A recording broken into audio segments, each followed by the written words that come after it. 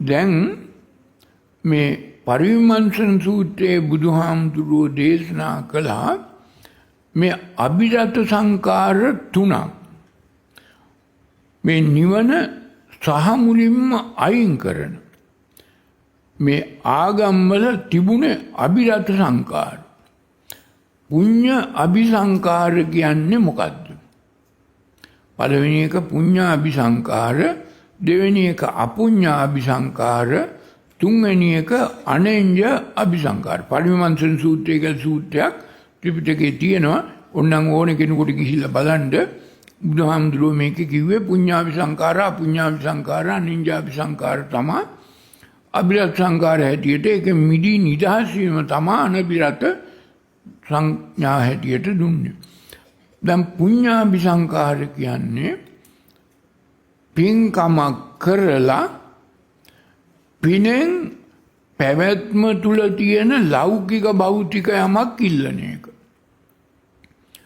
පැවැත්ම තුල තියෙන දැන් ඔය බුද්ධ ආගමේ තියෙන්නේ බුද්ධ ආගමේ දානයක් දුන්නාම ඒකට අර දානි දුන්න පින්වතුන් සතුටු කරවන්න අනේ මේ පින්වතුන් බොහෝම හොඳ පින්කමක් කරගත්ත බොහෝම හොඳ ප්‍රණීත දානයක් දුන්නා. ඒ නිසා මේ පින්වතුන්ට නන්දා මල්ලිකා සුමනා සුනන්දා විසාකාමෙන් රූප සම්පත් භෝග සම්පත් අර සම්පත් මේ සම්පත් ලැබ දෙව් මිනිස් සැප කෙලවර මතු බුදු වන බුදුන් දකින්නට මේ පින උපකාර වේවා කියන්නේ අන්න පුඤ්ඤාභිසංකාරයක් කළා. පින්කමක් කළා හිත පොඩි සතුටක් ඇති කරගත්තා. මේ පිනෙන් ඉල්ලුවා මේ පැවැත්ම දික් කරන්න. මේ පැවැත්ම අද නැති සැප හෙට ඉල්ලනවා. ඒක තමයි පුඤ්ඤාභිසංකාර පින්කම.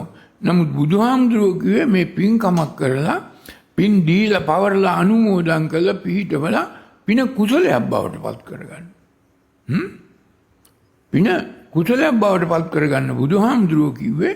නමුත් ආගමේ කරන්නේ මේකට හේතුවකුත් තියෙනවා. මේ ඉන්දියාවේදී වෛතුල්‍ය බුද්ධ ආගම කියලා මහාසාංගික නිකායේ මන වෛතුල්‍යවාදී බුදුදහම කියලා එකක් තිබ්බා.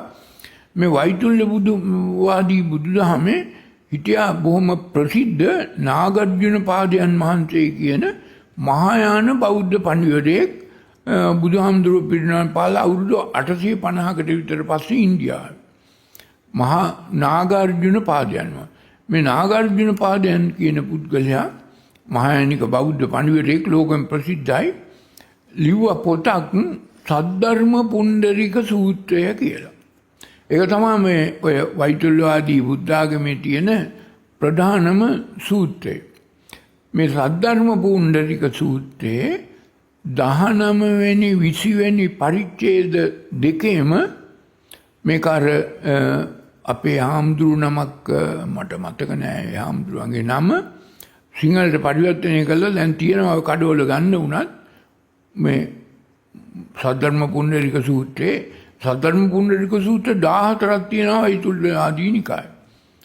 නාගර්ජුන පාදයන් වහන්සේ ලියපු එක තමයි ඔය පරිවර්තනය කළා තියෙන්නේ.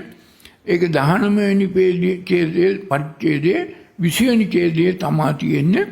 මේ පින්කමක් කළා ඉල්ලන්න ප්‍රාර්ථනා කරන්න යාඥා කරන්න නැති සැප ඉල්ලන්න. ඒකින්ද තමයි ඔය බුද්ධ ආගමට ඇහිලා තියෙන්නේ ඔය දානයක් දුන්නාම පින්කමක් කළාම මේ පිනෙන් ඉල්ලනවා යාඥා කරනවා ප්‍රාර්ථනා කරනවා ආයාචනා කරනවා නැති සැප මේ ලෞකික භෞතික සැප මේ ඉල්ලන වෙලාව හැම වෙලාවෙම උපාදානීය තණ්හාව ඇති වෙනවා. නිවන වැහෙනවා. ඉතින් ඒක නිසා බුදුහාමුදුරුවෝ කිව්ව පරිවිමර්ශන සූත්‍රයේ නන්දාමණි සුමනාවනි පින්කම් කළ යුතුමය. පින්කම කරපු හැම අවස්ථාවෙම පින් දීලා පවර්ලා අනුමෝදන් කළා පුණ්‍ය පාප පහිනස් කළා මේ යමක් ඉල්ලන්න එපා කියලා. ආයාචනා කරන්න එපා කියලා. ප්‍රාර්ථනා කියන වචනේ සම්පූර්ණ බුදු දහමට විරුද්ධයි. නමුත් බුද්ධ ආගමේ සියලු තැන්වල ප්‍රාර්ථනා කරනවා. පතනවා. යාඥා කරනවා. දැන් කතෝලික ක්‍රිස්තියානි වගේ දේවාගම් වල හින්දු ආගම යාඥා කරනවා බුද්ධ ආගමේ ප්‍රාර්ථනා කරනවා ඒ වගේම වැඩ. මේ ප්‍රාර්ථනා කරන්නේ ලෞකික භෞතික සැප.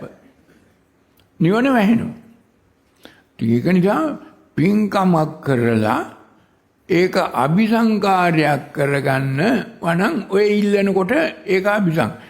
පින්කමක් කළා යමක් ලෞකික භෞතික දෙයක් ප්‍රාර්ථනා කරොත් දැන් ඔය රත්තරම් බඩු භෝග සම්පත් රූප සම්පත් ධන සම්පත් තනතුරු නිලතල බරදාන ඔක්කොම ලෞකිකයි භෞතිකයි. ආධ්‍යාත්මික පාරිශුද්ධතාවයක් ඒවෙන් ඇති වෙන්නේ.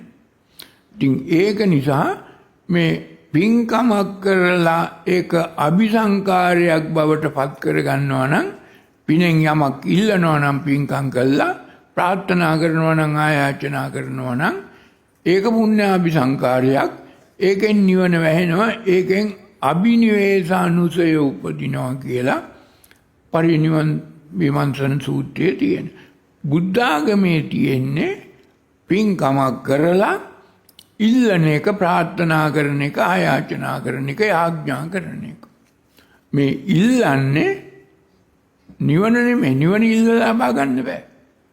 ඉල්ලන්නේ ලෞකික භෞතික සත්. ඔය දැන් ඔය හොඳට බලන්නකො නන්දා මල්ලිකා සුමනා සුනන්දාමෙන් රූප සම්පත් භෝග සම්පත් ධන සම්පත් රත්තරන් බඩු අර සම්පත් මේ සම්පත් තමයි ඉල්ලන්නේ. දෙව් මිනිස් සැප කෙලවර මතු බුදුවන බුදුන් දකින්නට තමයි ඉල්ලන්නේ. ඔක්කොම පුඤ්ඤාභිසංකාර වෙනවා. නිවන සාමුලින්ම වැහෙනවා. ඒ දෙව් සැප රජ සැප නිල්ලන්නේ.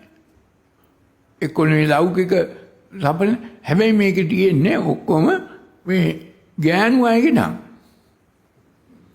නන්දා මල්ලිකා සුනන්දා සුමනා විසාකා හැබැයි පිරිමි කාගේවත් නන්දා. ඒකත් මේ ඔය ඔක්කොම නම් තියෙනවා මේ අර සද්ධර්ම පුණ්ඩරික සූත්‍රයේ 19 හරි 20 හරි පරිච්ඡේද දෙකේම තියෙනවා. ඔව් මේ මොකද ඔය වයසක උපාසකම්මලා ඉන්නවනේ. ටිකක් දැන් අර රූප සම්පත් අරවම නැහැ. ඒකින්ද කොහොම හරි බලන්නේ දැන් මේ ජීවිත කාලේ ඔය මොකක්වත් කරගන්න බෑ ඉවරයි. දැන් වයසට ගියා. ඒකින්ද මේ පින්කමක් කරලා ඉල්ලලා ඊගාව උපදකදිවත් මේ රූප සම්පත් භෝග සම්පත් රත්තරන් බඩු අර සම්පත් මේ සම්පත් ලැබලා ආයෙ උපදින්න තමයි ඉල්ලන්නේ. මේ බුද්ධ ආගමේ වැඩේ ඔය. බුදුහාමුදුරුවන්ගේ කතාවක් නෙමෙයි. දැන් බලන්නකෝ ඔය අද මේ බුද්ධ ආගමේ කියන ඔය හාමුදුරුවරු ඔය සම්මත පන්සල් වල ඉන්න බුද්ධ ආගමේ වනවාසීනිකායේ වලත් ඉන්න හාමුදුරුවෝ දානයකට ඔබගේ ගෙදරට ආවොත් අනිවාර්යෙන් ඔය කතාව කියනවා. මම වටරක ඉන්නකොට අපේ හාමුදුරුවෝ හිටියලා කීප දෙනෙක් අපි ගියා ඔය මත්තේගොඩ පැත්තේ ගෙදරක අපේ මේ දායකයෙක්ගේ මහත්තයා මැරිලා. මැරුණා. ඊට පස්සේ අපි දානයකට ගියා. දානයකට ගියලා මම මේ ඉතින් ඔය අර පින් අනුමෝදන් කරනකොට දැන් ඔය කතාව කිව්වේ නැහැ. එක උපාසකම්ම කෙනෙක් නැගිටලා මේ කිව්වා ඔය හාමුදුරුවෝ අපිට පින් දුන්නෙත් නැහැ. අර නන්දා මල්ලිකා සුමනා සුනන්දාමෙන් අපිට භෝග සම්පත් ඒ කතාව කිව්වෙත් නැහැ. බලන්නකෝ නම් ඕක හරියද? ඔහොම කතාවකුත් කිව්වා. ඒ තරමට මේක ඇබ්බැහි වෙලා ඇඩික්ටඩ් වෙලා මේක කියන්නම ඕනේ. නැත්නම් එහෙම හිතේ රතුඩක් ඇති වෙන්නේ නැහැ. ඒක නිසා ඕක තමයි පුඤ්ඤාභිසංකාර කියන්නේ. මේ පින් බලාපොරොත්තුෙන් මේ ලෞකික භෞතික සැප සම්පත් බලාපොරොත්තුෙන්මයි ඔය පින්කම කරන්නේ. ඒක තමයි පුඤ්ඤාභිසංකාරයක් වෙන්නේ. ඒකෙන් නිවන අනිවාර්යෙන් වැහෙනවා. අනිවාර්යෙන්ම නියත වශයෙන්ම ප්‍රාර්ථනා කළාම ඉල්ලුවාම ආයාචනා කළාම ලෞකික භෞතික දේවල් ඒක ලැබෙනවා. නිවන වැහෙනවා. ඒව තමයි පුඤ්ඤාභිසංකාර. බුදුහාමුදුරුවන්ගේ ධර්මයේ පුඤ්ඤාභිසංකාර නැහැ. පින්කමක් කරලා දෙන්න ඕන, පවරන්න ඕන, අනුමෝදන් කරන්න. පිහිටා පතුරා පින් අනුමෝදන් කරලා ඉලක්ක කොට කැපකොට පුඤ්ඤ පාප පහිනස්ස කරන්න ඕන. එතකොට තමයි කුසලයේ පූර්ණ වෙන්නේ. ඒක පළවෙනි එක. දෙවෙනි එක ඊට වඩා බොහොම බලවත්.